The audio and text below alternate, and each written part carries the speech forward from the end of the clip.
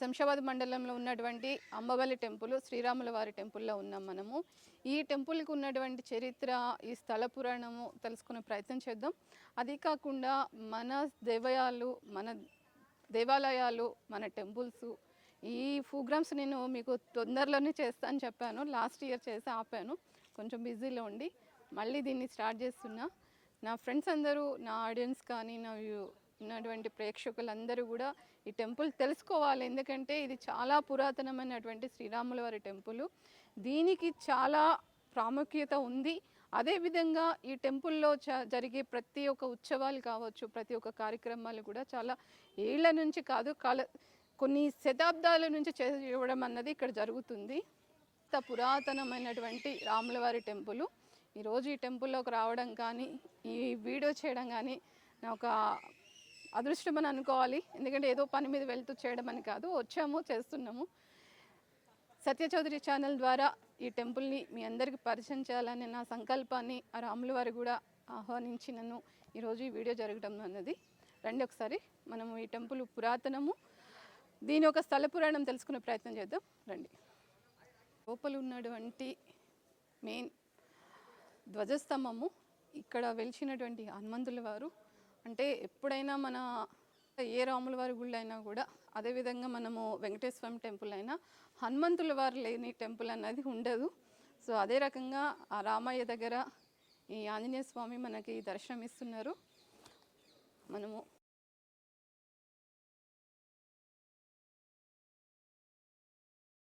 చూస్తున్నటువంటి తాంబేలు. సో మనము ఏంటంటే ఈ గుడిలో ప్రతి ఒక్కటి కూడా ఒక ఏంటంటే ఒక ఆఖ్యాతం అన్నది మనకి కనిపిస్తుంటుంది.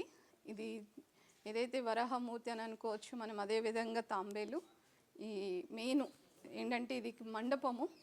స్వామివారి ఉత్సవం జరిగిన, స్వామివారిని ఊరేగించడం జరిగిన ఇక్కడ పెట్టి స్వామివారికి ఒక అన్ని పూజా కార్యక్రమాలన్నీ చేసి ఈ గుడి మొత్తము ఉత్సవం అన్నది జరుగుతుంది.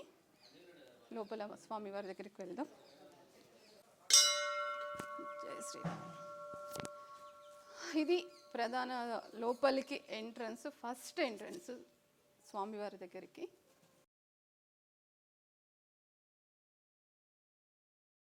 లోపల ఉన్నటువంటి గర్భగుడిలో శ్రీరాములు, అదేవిధంగా సీతమ్మ వారు, పక్కనే లక్ష్మణ్ గారు, సో అందరూ కొలువై ఉన్నారు. స్వామి ఎన్నో 30 శతాబ్దాల నాటి శ్రీరాముల వారి యొక్క ఈ యొక్క దర్శనము ఈరోజు మనం చేసుకోవడం అన్నది నిజంగా మన అదృష్టం అని భావించాలి.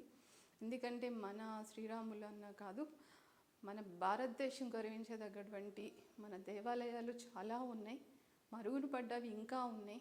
దాన్ని నేను ప్రజలకి పరిచయం చేయడము, ఈ తెలంగాణ ప్రభుత్వానికి చూపించడమే ఒక లక్ష్యంగా పెట్టుకొని నా యొక్క ఛానల్లో నేను ఆ ఒక టెంపుల్స్ని మీకు పరిచయం చేస్తున్నా. చూసిన ప్రతి ఒక్కళ్ళు కూడా ఇక్కడికి వచ్చి మీ మనసులో ఉన్న కోరికలు కానీ, మీకున్నటువంటి బాధలు కానీ, మీరు ఇక్కడ ఏదనుకున్నా ఆ పని జరుగుతుందని ఈ యొక్క స్థల పురాణం చెప్తుంది. అదేవిధంగా ఇక్కడ ఉన్నటువంటి అర్చకులు కానీ, ఇక్కడ ఉన్నటువంటి చాలా ఏళ్ల నుంచి ఈ టెంపుల్కి వచ్చిన వాళ్ళ అనుభవాలు కానీ చాలా ఉన్నాయి. సో ఇది ఈరోజు స్వామిని మనం దర్శించుకోవడం జరిగింది. చూద్దాం, స్వామి మనకి రాబోయే కాలంలో మన బంగారు తెలంగాణని నిజంగానే బంగారు తెలంగాణగా మన రాష్ట్ర ప్రజలకి అందించాలని నేనైతే ఆ స్వామివారిని మొక్కుకున్నా, స్వామివారికి నా కోరిక చెప్పుకున్నా. అదేవిధంగా మీరందరూ కూడా వచ్చి మీ యొక్క కోరికలు చెప్పుకొని మీరు కూడా సుఖ సంతోషాలతో ఆ స్వామివారి యొక్క ఆశీస్సులు మీరందరూ పొందాలని, ఆయన ఒక దీవెనలకు మీరందరూ కూడా బాధ్యులు కావాలని, ఆ ఒక దీవెనలు మీరందరూ తీసుకోవాలని నేను కోరుకుంటున్నా. సో ఈ యొక్క రామచంద్ర స్వామి దేవాలయంలోని ముఖ్యంగా చాలామంది చెప్పుకునేది ఈ టెంపుల్కి చాలా హైలైట్ అయినటువంటి గోపురం, గాలి గోపురం అనవచ్చు మనము. అదేవిధంగా ముఖద్వారం అన్నది కూడా చెప్పవచ్చు.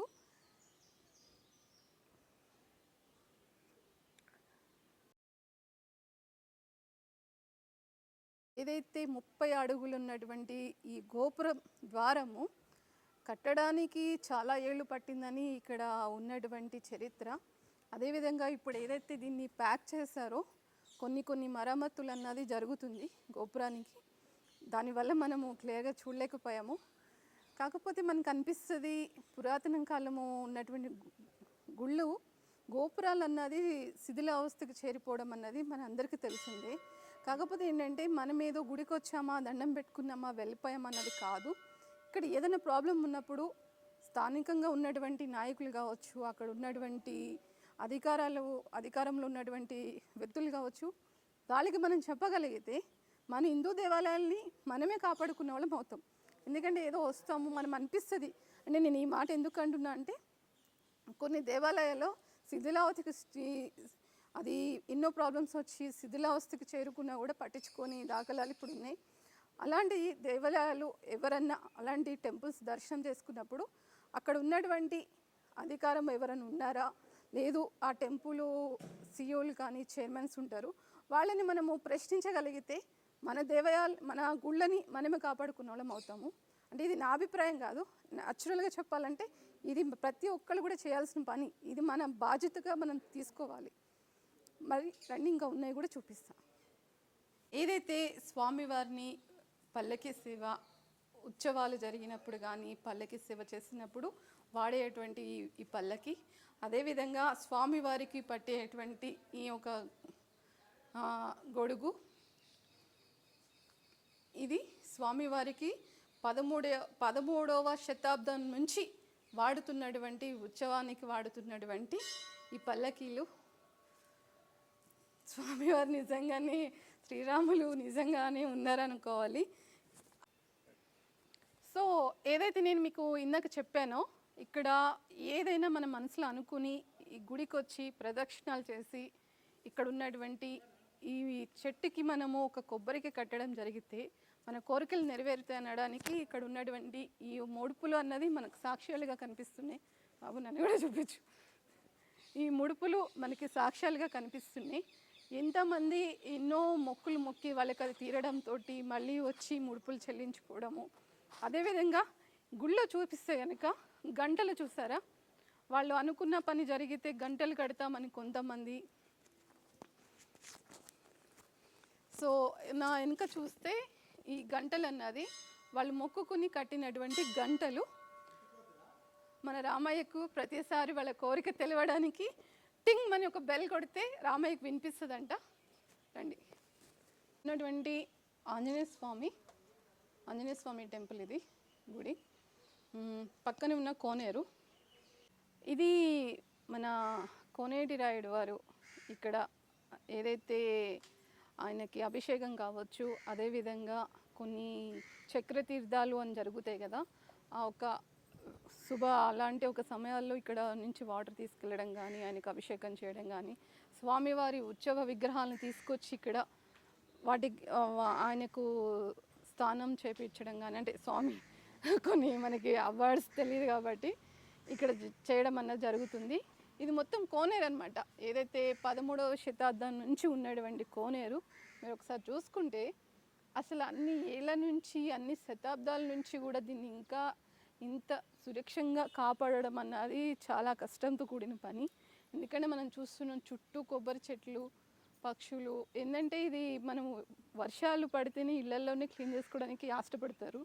కానీ ఇంత పెద్ద కోనేరుని దీన్ని ఇంత నీట్గా ఉంచి దీన్ని ఇంతగా వాళ్ళు కాపాడుతున్నారంటే నిజంగానే టెంపుల్ యాజమాన్యానికి మనము నిజంగా వాళ్ళకి థ్యాంక్స్ చెప్పొచ్చు.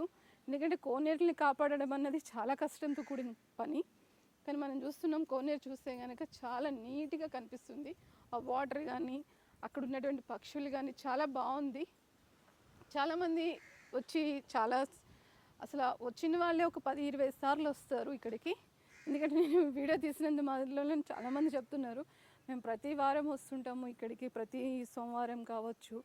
హాలిడేసెస్ ఉన్నప్పుడైతే ప్రత్యేకంగా సాటర్డే కానీ సండే కానీ కంపల్సరీ ఫుల్ రష్ ఉంటుంది ఇక్కడ కోనేటి దగ్గర కానీ టెంపుల్లో కానీ.